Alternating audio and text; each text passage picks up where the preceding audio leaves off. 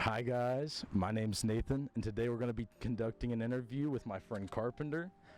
I think he's lived a pretty interesting life, but I'm excited to hear about it. What are your first thoughts on this? Very excited to do this. Let's see where it goes. Hell yeah. Let's go get something to eat.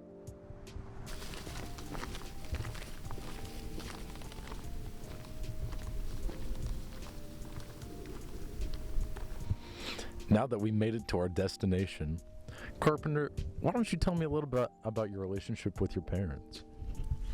Yeah, so at least in my household, especially when I was growing up, it's mellowed out now, but it was a very polar opposite relationship. My mom was always loving and nurturing, I would say, and my dad was very much a lot of tough love, a lot of, get it on your own. And so I think, that caused them to conflict a lot. And at that time, I needed a lot more nurturing, and, my dad always push, you gotta make sure you're on everything and make sure you're taking care of everything. And my mom was a lot more of just a lot more loving, and it's okay, just take your time kind of thing, and a lot more forgiving, especially when I was younger, if I ended up doing something wrong. And my dad was a lot more blow up. So how has the separation affected you or possibly your sister in any way? I think it affected my sister more than me, but overall I think we kind of understand that they're better off now like that, and my dad still comes over all the time and they do stuff together. So really it's not like they're even that separated. He just sleeps at a different house, which I think has done a lot of good for everyone. But overall, I know that it's their problem kind of thing, and especially because it's happening when I'm older, I never really have blamed myself for taking it any sort of way. It's just kind of something that's happened, and because we still go on vacation and do stuff together, it's not that big of a deal to me, honestly. So you told me a little bit about your childhood and your relationship with your parents. Tell me a little bit about your middle school years. Well, honestly, there was a lot of good and a lot of bad. All right, Austin. So you told me that you had an interesting middle school experience. Tell me about it. All right, yeah, so when I first got into middle school, it was a big adjustment socially because I was in a much larger group of people because we pulled in with 4 other schools. So that was different, having a bunch of different people around and everything. And then, honestly, as 6th grade and everything progressed, bullying, I guess, took hold of my life, which is really unfortunate, but I'd say for, end of 6th grade through 7th grade, that was where a lot of bullying took place, and that affected me in a lot of different ways. So you've talked about being bullied in middle school. Do you want to go further into that at all and talk about what happened at all? Yeah, sure. I mean, it's been a wide range of stuff. I mean, anywhere from, just having kids just, make fun of me, punch me, things like that. A lot of the times it was group, which really sucked. Yeah, that's horrible. One time I got thrown into some lockers and got robbed of the money that I had, and everybody just ran off, which that really sucked. That's horrible. Yeah. I've been thrown into a door, which I still have the scar from. That was another group of people that did that. Also just being held down and burned with hot glue. It caused blisters that really just hurt for a long time. Took a while to heal up. How old were you? I was 14, 13. That's horrible. Yeah. It was just a wide range of things. A lot of the times it would happen with girls too, which really sucked because they would flirt with me and say all these different things. But then, as soon as I got the indication hey, I might be able to date or get with this person, they would say did you really think I was being serious? How ridiculous can you be? And then, it would always be a group of people that were in on it too, and so, everyone would just start laughing, which sucked a lot. That's horrible. Yeah. I'm sorry to hear that. Yeah, I mean, it was just a wide range of stuff, but I mean, overall, I felt despite the horrible circumstances, I felt I kept a a pretty positive attitude about it. You know, I still thought of myself as a very like happy guy. A lot of the, you know, my friends who, you know, I guess people who like were in the grade that saw it, they were like, I don't know like how you like managed with all that. And really, you know, it continued into like early parts of high school, but really all of the like the extreme physical stuff, you know, all of that for the most part ended in like 7th grade. Once I got into 8th grade, it was fine after that for the most part. That's good to hear. After hearing that, it sounds like you had a terrible middle school experience. So why don't you go ahead and let us know about the good parts? Like, what was good about middle school for you? Well, honestly, I'd say the best part was after all that, you know, after a certain point, as most people should, because really a lot of the times it was just the group that I was hanging around. I felt like I didn't have anybody else, so I guess that's why I was still there with them. But after a while, some people that I knew from way back in elementary school, just from like other schools, specifically Bonsec, a lot of the friends that I have now I met in 8th grade, and so I got away from those people, and basically almost all of the bullying and everything of that nature stopped once I got out of that environment, which was really good. And you know, it really helped my self-esteem, and it was people, you know, that I really enjoyed being around. We had a lot of the same interests, so you know, most of those people I'm still friends with now, so that's really good, and it really helped me out getting that new group of people to associate with. That's great. I'm glad to hear that. So, finding your new outlook on life and like kind of more figuring it out. Tell me about your high school come up. Tell me about how that went for you. Honestly, you know, junior, senior year, specifically senior year, things got a lot better. I met Nathan during my second half of junior year, and that really helped.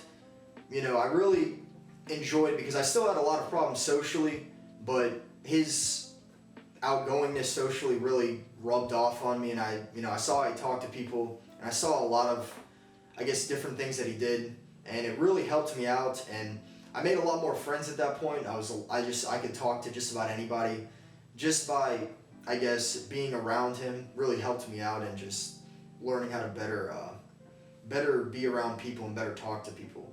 And then my senior year, things really went up, and even he can say, you know, it was a lot of fun, and we just had a good time almost the entire year. There really wasn't much to worry about, and you know, we just got to hang out with friends and, you know, enjoy ourselves. So that was really good, you know, and I solidified a lot of relationships, and every friendship that I had just became stronger, and you know, I felt like we did a lot of group activities then, and you know, there was just a lot of stuff for us to do, and we all just had a really good time, so I have no complaints really.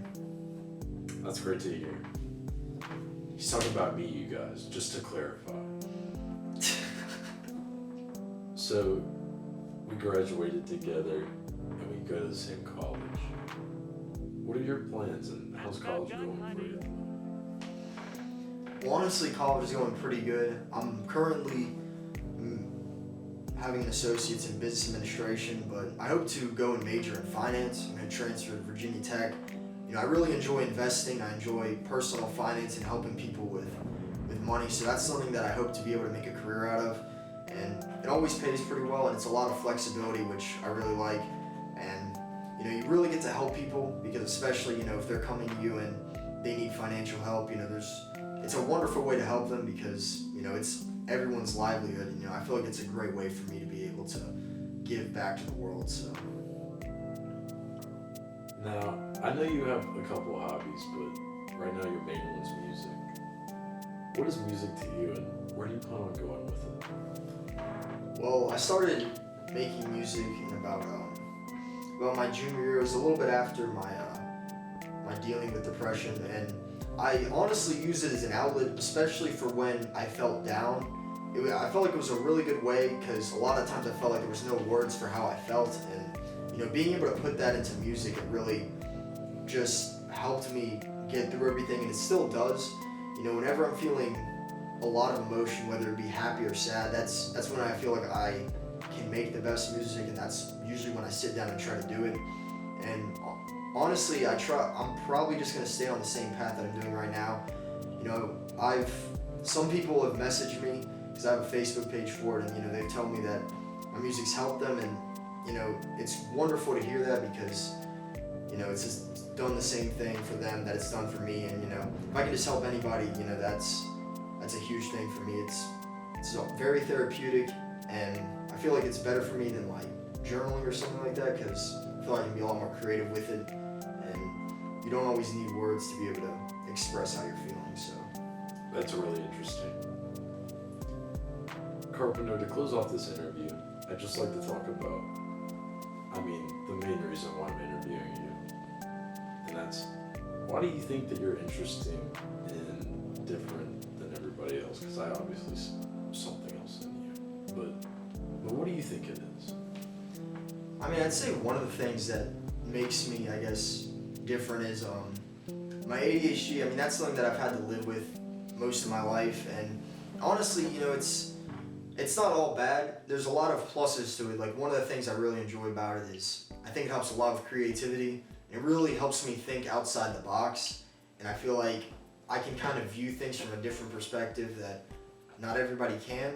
But I think one of the practical negatives would just be a lot of the times it makes it difficult to execute, especially because I'll be gridlocked, I'll have a bunch of different ideas, and then it'll be difficult to, I guess, pick one and follow through with it. Because a lot of times I'll start on a bunch of different projects, but then I end up starting on so many that it gridlocks me. So I really, you know, it's something I've learned to deal with, especially recently, is just choosing one and pinpointing on that. You know, that's probably the big thing that helps me out with that. It's really interesting talking about how you grew up with that and kind of found out how to turn it against itself and make it something more positive than what people see it as. What's something else that you pride yourself on being interesting for? Let's say one thing is I view myself as fairly ambitious. You know, I feel a strong sense of duty just to the world and everyone in it to help change it for, you know, the better. You know, I want to be able to do big things with my life just so that way I can help mold the world into, you know, the ideal place that, you know, I hope it can be one day, because I feel like there's always something everyone can do, and I feel a strong sense of responsibility to doing my part to really help make it a better place. And, you know, I want to be able to make as big an impact, you know, in that regard as I can. It makes me really happy to hear that, because I wish that there were more people like that in the world that just aspire to do something that might be seen as bigger than them, but it's still just for a community or just for a greater good that's bigger than you, of course. So I'd like to finish off this interview with talking about how you want to impact your friends and family, because you mentioned that earlier, and you said that's important to you and that you want to make a lasting impact. So go more into that. I want to hear about that. Well, for me, you know, I always try to empathize with my friends. I always try to be the guy, you know, they can come to trust if they need to tell them something, or if, you know, they're having a bad day. I want, you know, to be somebody that people can talk to, because, you know, a lot of people, you know, especially people that I'm close with, a lot of them, you know, end up feeling very lonely, and, you know, I just want to be able to help out with that in any way that I can. You know, just empathize with their problems, because a lot of people, you know, they've told me, you know, nobody wants to hear about this or nobody wants to hear about that. So I try to not be judgmental in any way, and really just try to listen and empathize with them whenever they come to me with any sort of issue or problem that they might have. I'm so tired of doing this shit. Let's do it and voice the pitch. Shut up. Wait, are we rolling?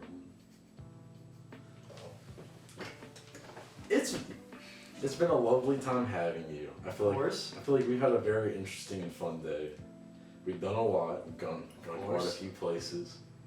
Do you have any closing words or anything that you'd like to end this off with? No. Perfect. Well, thank you guys so much for watching. It's been a pleasure having y'all, and we hope to see you again.